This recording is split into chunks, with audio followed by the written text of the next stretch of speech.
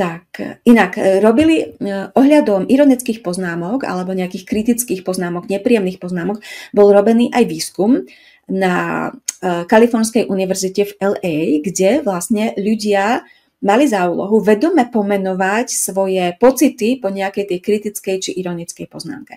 A ten výskum zistil, že títo ľudia mali potom nižšiu mozgovú aktivitu práve v časti mozgu, ktorá sa volá amygdala a ktorá je vlastne zodpovedná práve za emócie, ako sú strach a hnev a spúšťa vlastne tie stresové reakcie. Čiže zistilo sa, že títo ľudia, keď to pomenovali, tak mali menej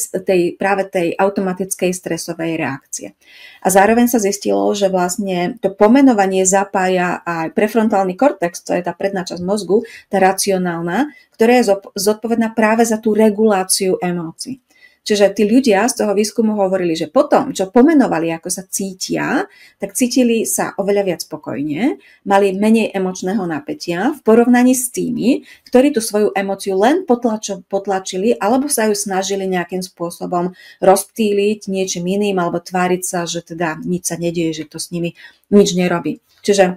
chcem apelovať na to, aby ste pomenovávali to, čo sa vo vás deje, to, čo cítite, tie pocity, pretože to pomáha aj telu, aj mysli zvládať nejaké napätie, zvládať práve takéto silnejšie alebo konfliktnejšie situácie.